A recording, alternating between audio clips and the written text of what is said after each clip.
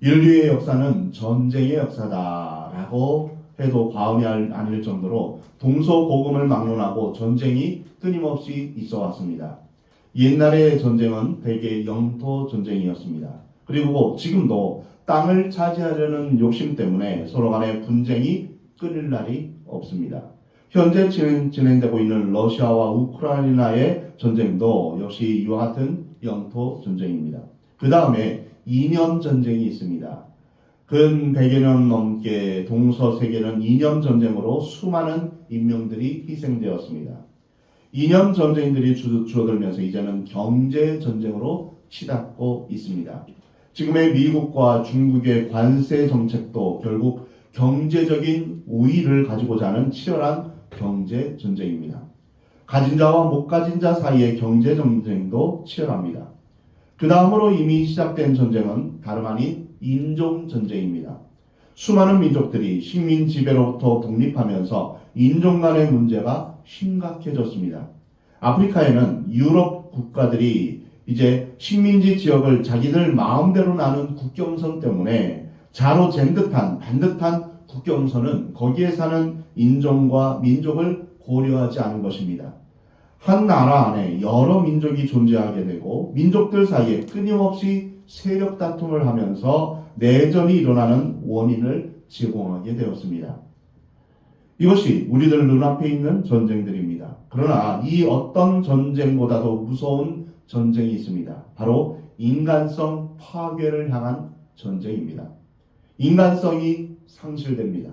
도덕성을 잃어버립니다. 이것은 종말론적인 전쟁입니다. 인간성의 상실, 파괴. 그래서 동물과 다를 바 없는 일들이 일어나고 있는 것이 요즘입니다.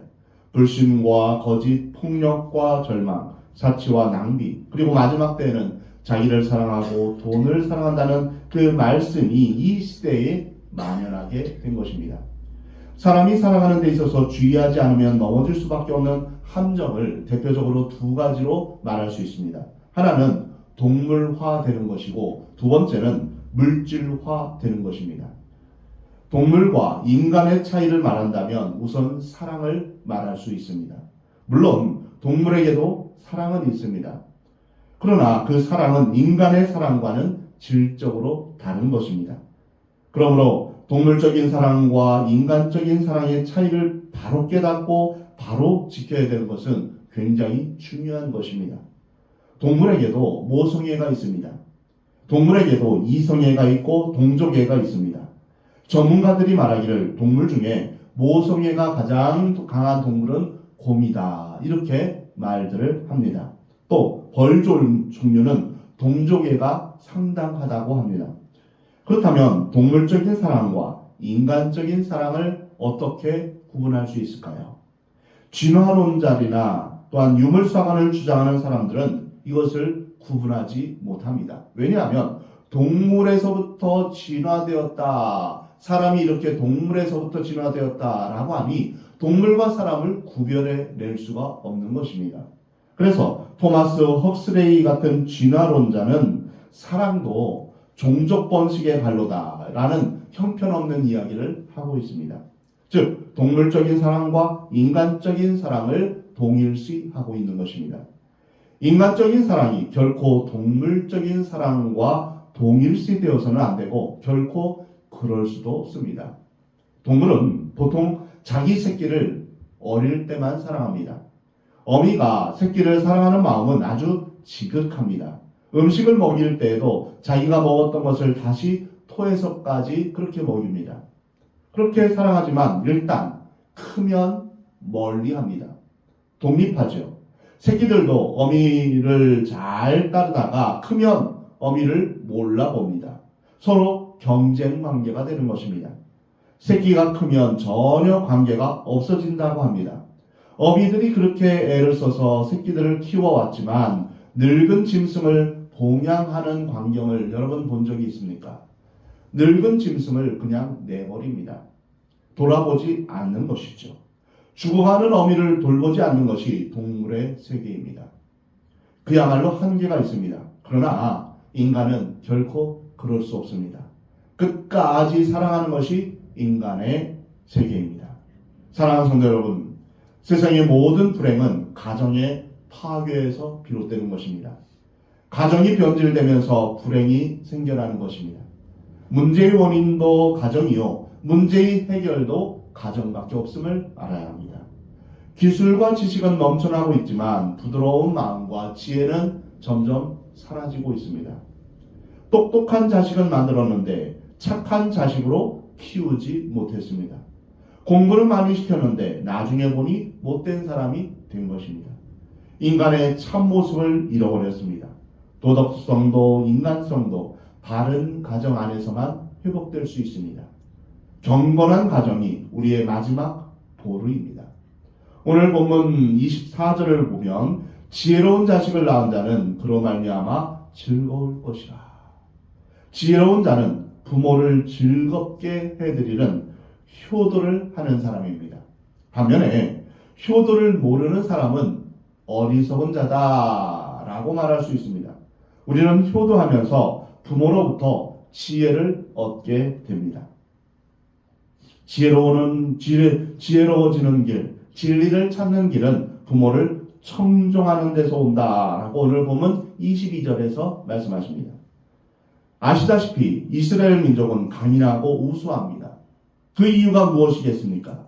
전승을 소중히 여기기 때문입니다. 자기 민족의 모든 역사와 성경을 비롯하여 미시나와 탈무드를 지혜의 근본으로 삼고 그것을 내 것으로 삼는 것입니다. 신앙을 전승받는 것으로 시작하여 지혜를 축적해 나가는 것입니다. 이를테면 내가 부모님의 말씀을 잘 듣는다고 생각해 봅시다. 부모님에게도 잘한 일이 있고 못한 일이 있습니다. 다 옳았던 게 아닙니다.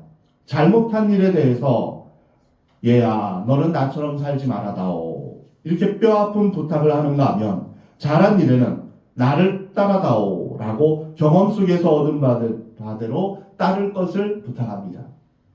자식된 입장에서 부모의 그 부탁을 그대로 받아들이기만 한다면, 거기에서 출발할 수 있다면 그는 인생을 월반하여 제2학년부터 시작할 수 있는 것입니다. 반면에 부모의 말씀과 부탁을 거역한다고 해봅시다. 부모가 술과 노름으로 망했습니다. 제발 술과 노름을 하지 말라라고 유언을 남겼습니다. 그러나 아니 나도 한번 해봐야겠소 이렇게 말하면서 술과 노름을 가까이 합니다. 적어도 술과 노름만 하지 않으면 그는 2학년부터 시작할 수 있을 텐데 술과 노름을 함으로 결국은 밑바닥으로 떨어져 처음부터 시작해야 한다는 것이죠. 어떠한 교훈이건 부모로부터 받은 그 귀한 지혜를 내 것으로 받아들여야만 비로소 나는 지혜로운 사람이 되는 것입니다. 그 지혜를 축적해 나가면서 지혜로운 사람, 능력의 사람, 권세의 사람이 될 수 있는 것입니다. 우리가 하나님의 말씀을 가까이 해야 하는 이유가 바로 여기에 있습니다. 말씀을 가까이 할 때 하나님 말씀에 순종한 자들의 복 있는 사람, 그 복 받는 모습을 우리가 본받을 수 있습니다. 불순종하며 저주를 받은 사람들의 이야기를 통해서 우리는 죄를 멀리 할 수 있는 것입니다. 이렇게 우리가 받는 교훈들이 엄청난 것을 알게 됩니다. 그래서 우리는 말씀이 마치 밭에 감추인 보화와 같다 이렇게 말씀하십니다. 말씀을 통해 우리는 더 높은 차원의 지혜를 얻게 되는 것입니다. 사랑하는 성도 여러분, 약속의 말씀을 캐내어서 생명이 되는 지혜를 여러분 자신의 것으로 삼으시기 바랍니다. 사랑하는 성도 여러분, 우리에게는 마땅히 부모를 공경해야 될 이유가 있습니다. 첫 번째, 나를 낳아주셨기 때문입니다. 나를 위해 헌신하셨습니다. 나를 키워주신 분이요 내게 가장 많은 영향을 끼친 분이기 때문입니다. 그러므로 공경해야 합니다. 두 번째로, 인생의 경험자입니다. 인생의 선배요 먼저 인생을 경험한 사람들입니다. 그러므로 부모가 나보다 훨씬 지혜롭습니다. 세 번째로, 나를 사랑합니다. 세상의 사랑에는 시기와 질투가 있습니다. 그렇지만 부모의 사랑은 그렇지 않습니다. 가장 순수한 사랑은 부모의 자식에 대한 사랑입니다. 절대적인 사랑입니다. 그러므로 그 사랑에 담긴 교훈이야말로 가장 소중한 것입니다. 자녀에게 해되는 것을 말하지 않습니다.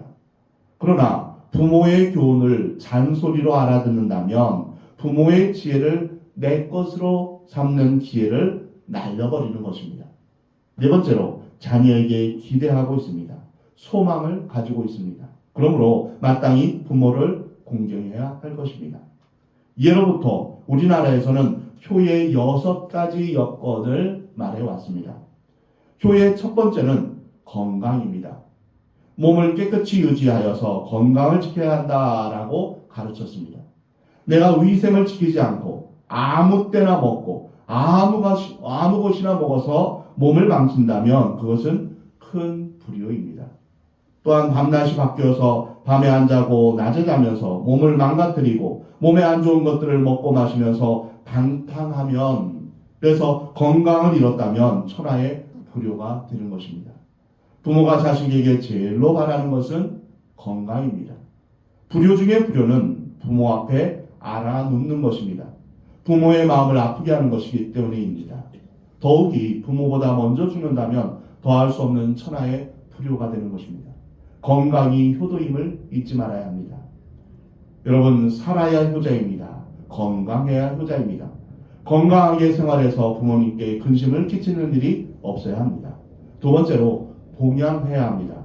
경제 능력이 없어진 부모님을 우리가 모시고 살며 대접해 드려야 합니다.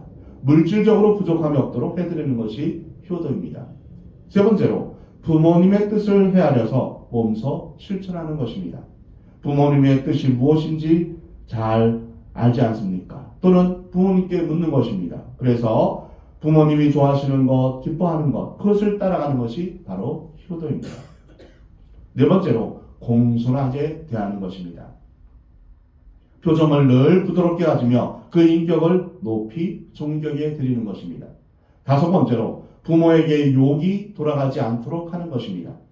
좋은 일을 하면 부모에게 좋은 이름을 돌릴 수 있습니다. 그렇지만 잘못하면 부모에게 큰 욕이 돌아갑니다. 누가 잘못하게 되면 사람들이 하는 말이 있지 않습니까? 네 집 자식이야, 이렇게 말합니다. 결국 자신이 하는 잘못된 일로 부모에게 욕이 돌아가면 불효가 되는 것입니다. 여섯 번째로 사회에서 자신의 역할을 잘 감당하며 존경을 받는 것이 효도입니다. 누구 아들이 참 큰 일을 했구나, 누구 딸이 참 훌륭하구나, 이렇게 되면 부모님의 이름을 높여 드리는 것입니다. 이것이 효도입니다. 부모 앞에 건강하게 있는 것뿐만 아니라 내가 할 수 있는 일을 찾아서 훌륭히 해냄으로 인하여서 부모님의 이름을 높여 드리는 것입니다. 잘못한 일이라도 해서 감옥에 갔다고 해봅시다. 큰 불효입니다. 좋은 이름을 가지고 살게 해드리는 것이 효도임을 잊지 말아야 할 것입니다. 오늘 본문 25절에 내 부모를 즐겁게 하며 너를 낳은 어미를 기쁘게 하라. 부모님께 즐거움을 드려야 한다고 말씀합니다. 즐겁게 하는 길이 어디 있습니까? 먼저 부모님을 즐거워해야 합니다. 내가 부모님을 즐거워하는 것이 부모님을 즐겁게 하는 것입니다. 부모님 대하기를 귀찮아해서는 안 됩니다. 부모님을 만나고 말씀 듣는 것을 연인을 만나는 것보다 더 즐거워해야 합니다. 이것이 부모님을 즐겁게 해드리는 것입니다. 또한 우리의 마음을 드려야 합니다. 물질 이전에 정성과 마음을 부모님께 드리는 것입니다. 오늘 본문 24절에 의인의 아비는 크게 즐거울 것이요 지혜로운 자식을 낳은 자는 그로 말미암아 즐거울 것이니라. 죄악을 저지르며 불의하게 사는 자식을 둔 아버지는 평생을 고통스럽게 살 것입니다. 자식이 어리석은 짓을 하고 다니면 어머니의 마음이 아픕니다. 의롭고 지혜로운 자식이 되는 것이 바로 효도입니다. 효를 연구하는 학자들은 부모를 공경하는 5가지 유효권을 연구했습니다. 이른바 5가지 중요한 요소입니다. 첫 번째는 의미 있는 접촉입니다. 우선은 자주 배워야 합니다. 자주 만나는 것이 중요합니다. 옛날에는 아침 저녁으로 문안드리지 않았습니까? 바로 이것입니다. 1년에 한두 번 때 이렇게 무슨 때가 되면 찾아뵙는 것은 아닙니다. 그래서 자주 뵙는 것이 효도입니다. 더 나아가서 말 그대로 손을 잡아드려야 됩니다. 그래서 의미 있는 터치, 의미 있는 접촉입니다. 손을 잡아드리고 어루만져 드려야 합니다. 뉴욕 대학의 돌로레스 크리저 박사는 이렇게 말합니다. 사람의 손에는 감촉을 느낄 수 있는 기관이 500만 개가 있다고 합니다. 또한 서로 손을 마주 잡으면 혈액 속에 있는 헤모글로빈의 산소 운반 작용을 크게 촉진시킨다는 것입니다. 재생명 능력, 재생 능력이 있다는 것이죠. 이것을 시험 삼아 환자들에게 적용해 보았습니다. 환자 둘이 있는데 한 환자의 가족에게는 자주 와서 환자를 어루만지고 쓰다듬어 주라고 말하고 다른 한 환자의 가족에게는 만지지 말라고 했다고 합니다. 여러분, 결과가 어떻게 나타났을까요? 가족들이 사랑으로 어루만지고 쓰다듬어 준 환자는 그렇지 못한 환자보다 배나 빨리 회복되어서 퇴원을 했더랍니다. 참으로 중요한 이야기입니다. 사람은 스킨십으로부터 사랑을 배웁니다. 우리가 사랑을 느끼게 되는 것은 아기가 갓 태어났을 때 안아주고 만져주고 한 곳에서부터 시작됩니다. 터치가 중요합니다. 어린아이들을 가만히 보십시오. 잠결에도 손을 뻗어서 어머니를 만져봅니다. 그래야 안심하고 편안하게 잠을 잡니다. 스킨십이 중요합니다. 이것이 언어이며 사랑의 고백이요 사랑의 끈입니다. 우리는 이렇게 사랑을 주고받으며 살아왔습니다. 그런데 이제 와서 늙었다고 그 끈이 이제 끊어졌다고 생각해 보십시오. 그러면 못 삽니다. 내가 만질 사람도 나를 만져주는 사람도 없는 것입니다. 그러면 비참합니다. 손자 손녀들이 귀에서 어루만지려고 한다면 버릇 나빠진다고 못 만지게 하면 그러면 안 됩니다. 버릇은 고쳐졌는지 모르지만 사람은 버리게 됩니다. 인간성을 파괴시키는 것이죠. 효는 이러한 의미 있는 접촉을 통해서 이루어지는 것임을 잊지 말아야 합니다. 얼마나 우리가 효도를 할까요? 멀찍이 서서 인사나 하고 절 한번 꾹뻑하고 말겠습니까? 가까이 다가가 만져드려야 할 것입니다. 어루만져드리는 것이 효도입니다. 흔히들 72살과 12살은 정신연령이 같다 이렇게 말합니다. 노인의 마음은 어린아이와 같다라는 것이죠. 사랑하는 자녀들이 찾아와서 진정으로 손을 만져드리고 또한 어루만져드릴 때 생명력이 회복되는 것입니다. 두 번째로 말하는 것입니다. 말을 하는 것이 중요합니다. 사람은 말을 해야 됩니다. 말을 못하면 살 수가 없습니다. 말을 하고 싶어 합니다. 그런데 들어줄 사람이 없습니다. 자식들을 따라서 미국으로 이민 간 할머니가 있었습니다. 말을 못해서 병원에 입원을 했습니다. 병명이 말 못한 병입니다. 아들과 며느리는 바빠서 얼굴조차 볼 수 없습니다. 학교 갔다 돌아온 손자 손녀들은 이렇게 말합니다. Don't speak Korean again. 이렇게 말합니다. 더 이상 한국말로 하지 마세요. 이렇게 말을 합니다. 졸지에 벙어리가 된 것입니다. 기가 막힙니다. 하루 종일 입 한 번 뻥끗 못하고 앉아있다가 병이 든 것입니다. 그 할머니가 오죽 답답했으면 병실 밖에 있는 나무하고 이야기를 했다고 합니다. 부모님을 말 못하는 벙어리로 만드는 것이 얼마나 큰 불효인가. 그래서 말동무가 필요합니다. 말을 잘 들어드리는 것입니다. 이보다 더 큰 효는 없습니다. 세 번째는 높은 가치를 인정해 드려야 됩니다. 무슨 이야기라도 하면 참 귀한 말씀입니다. 인정하는 것입니다. 옛날 이야기 하지 말아요 라고 말하면서 또 주책 떨지 말아요 이렇게 하면 안 되는 것이죠. 귀담아 들어보면 실제로 귀한 말씀입니다. 존재의 가치를 인정해야 합니다. 또한 일거리를 드려야 됩니다. 부모님께 이것도 하지 말라 저것도 하지 말라 이렇게 하면 안 됩니다. 그러면 마지막에 나보고 죽으라는 소리냐 이렇게 하면서 섭섭해 하십니다. 적당한 일을 부탁하여 필요한 존재라는 것을 느낄 수 있도록 해야 합니다. 물론 나도 할 수 있고 아이들도 할 수 있지만 그러나 굳이 부모님께 부탁을 드리는 것입니다. 빨래 개는 것이나 야채 다듬는 일을 부탁하면서 이것은 어머니께서 해주셔야 돼요. 내가 해야지. 이렇게 하는 것이죠. 얼마나 좋아하시는지 모릅니다.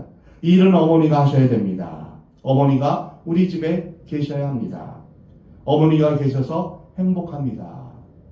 이 말을 하루에 3번만 하면 효자 효녀입니다. 삶의 의미를 드려야 합니다. 삶의 가치를 높여 드려야 합니다. 4번째로 미래를 그릴 수 있도록 해야 합니다. 손자 손녀를 통해서 만나면 그들을 통하여 미래가 보입니다. 또한 예수님을 잘 믿도록 해야 합니다. 소망의 사람이 되어야 합니다. 성경을 읽어드리고 영원한 소망을 바라보는 그러한 존재로 만드는 것이 바로 효의 으뜸입니다. 부모님 이름으로 좋은 일도 합니다. 부모님 이름으로 헌금도 하고 봉사도 합니다. 부모님께서 이것을 기뻐하십니다. 영원한 미래를 볼 수 있도록 하는 것입니다. 마지막으로 순종해야 합니다. 순종은 순종케 하는 자로 하여금 삶의 영역이, 생애의 영역이 넓어지게 합니다. 아브라함이 이삭에게, 이삭이 야곱에게 해준 이 하나님의 약속의 말씀을 순종함으로 말미암아 그 약속이 대대로 이어지게 됩니다. 그 약속을 붙잡고 순종하는 삶을 가르쳐 주옵습니다. 순종하는 마음으로 살아간다면 이것보다 더 기쁜 것은 없습니다. 사랑하는 성도 여러분, 이 세상이 어지러워졌습니까? 인간성의 문제가 있어서입니다. 인간성의 문제는 곧 가정의 문제입니다. 교회의 의미를 다시 한번 생각해 보아야 할 것입니다.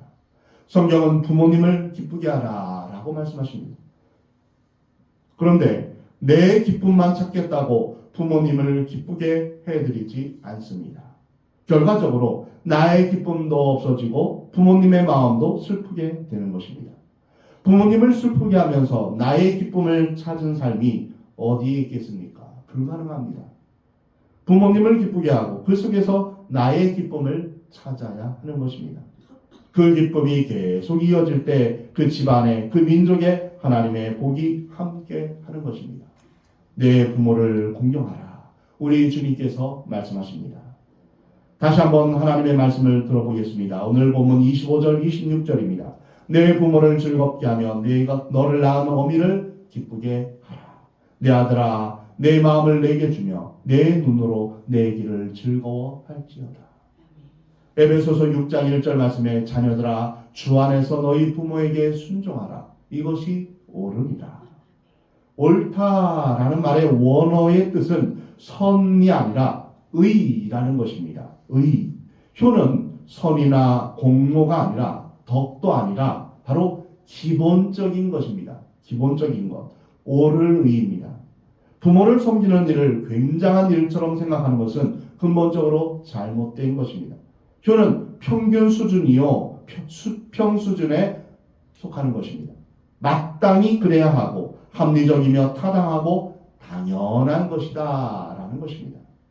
십계명에서 인간에 관한 계명 중에 첫 번째 계명이 내 부모를 공경하라입니다.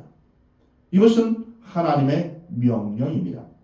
사람에게 이렇게 하라고 원하시며 또한 이렇게 하도록 섭리하시고 인도하십니다. 또한 말씀대로 살지 않으면 심판하시겠다고 말씀하십니다. 계명은 하나님의 명령이므로 선택의 여지가 없습니다.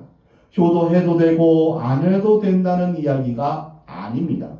선택사항이 아닙니다. 명령입니다. 계명에는 납득이나 이해를 필요로 하지 않습니다. 일단 순종하고 봐야 합니다. 순종 외에 다른 선택이 있을 수 없습니다. 하나님의 뜻으로 믿고 하나님의 사랑으로 믿고 순종해야 합니다. 내 부모를 공경하라. 이것이 하나님의 계명입니다. 하나님의 엄한 명령이요 계시입니다. 이유가 없습니다. 이 계명을 지키고서야 사람이 되는 것입니다.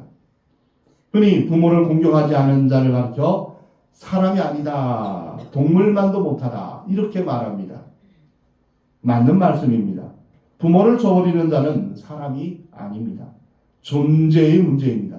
이것은 소유의 문제나 행복, 불행의 문제가 아니라 사람이 되느냐 못 되느냐 이 문제입니다. 부모를 공경함으로 하나님의 자녀가 된다는 것을 우리는 알아야 합니다. 내 부모를 공경하라. 이 계명은 십계명에서 하나님에 대한 계명과 사람의 계명의 중간에 있습니다. 좀 더 분명하게 설명하면 효의 계명이 사람에 대한 계명 중에 제일 첫 번째 계명입니다. 근데 여기서 주목해야 될 것은 이 계명들의 순서가 죄가 무거운 것부터 차례로 나열되어 있다는 것입니다. 즉 살인하지 말라라는 이 계명이 간음하지 말라라는 것보다 죄가 더 무겁습니다. 그래서 순서가 살인하지 말라, 간음하지 말라, 도둑질하지 말라 이렇게 무거운 것부터 가벼운 것까지 나가게 됩니다. 그러면 살인죄보다 더 먼저 있는 것이 무엇일까요? 내 부모를 공경하라입니다. 그러므로 부모를 공경하지 않는 것은 다시 말해서 살인죄보다 더 큰 죄다라는 것을 우리에게 알려주시는 것입니다. 불효하는 것이 이렇게 큰 죄이기에 이것을 범하였을 때 그 형벌 또한 막중합니다. 사랑하는 성도 여러분, 부모를 공경하는 것이 우선입니다. 효도하고야 장수하고 효도하고야 형통하고 잘 될 것이다. 성경은 우리에게 약속하십니다. 내 부모를 공경하라. 그리하면 내가 장수하고 그리하면 내가 형통할 것이다. 약속 있는 첫 계명, 바로 이 계명을 지켜가는 중에 이 약속의 말씀 안에서 형통의 축복을 함께 받는 여러분이 되시기를 주의 이름으로 축원합니다. 하나님께서는 우리에게 주신 수많은 계명들을 우리에게 주셨습니다. 이 계명들은 우리의 힘만으로 지키는 것이 힘듭니다. 오직 우리 주의 성령의 도우심이 반드시 필요합니다. 내 부모를 공경하라. 이 계명 역시도 우리 힘만으로 지키기가 불가능합니다. 만일 우리가 잘 알아서 할 수 있는 일이라면 십계명에 굳이 포함시키지 않았을 것입니다. 사람들이 잘 못하기 때문에 이 계명을 넣은 것입니다. 이것 역시 육신의 힘만으로는 안 됩니다. 성령의 충만을 받아서 그 능력과 지혜로 가능한 것입니다. 그래서 우리는 주님 앞에 기도할 때 주의 성령으로 충만케 하옵소서. 주의 말씀을 온전히 기쁨으로 감사함으로 우리가 순종할 수 있도록 도와주옵소서. 이렇게 기도해야 될 것입니다. 사랑하는 성도 여러분, 효자가 효자를 낳습니다. 효도를 하는 부모를 보면서 자란 자녀들이 장차 효를 실천할 수 있는 것입니다. 보고 배운 대로 행하는 것이죠. 효가 우리 가정의 가풍이 되고 윤리가 될 때 여러분의 가정에 우리 주님이 내려주시는 은혜와 복이 길이길이 함께하기를 주의 이름으로 축복합니다. 어버이 주일을 맞이하여서 귀한 부모님을 주셨음을 감사하고 참으로 주 안에서 부모를 공경함으로 하나님께서 약속하신 복이 저와 여러분에게 풍성히 임하기를 우리 하나님은 원하십니다.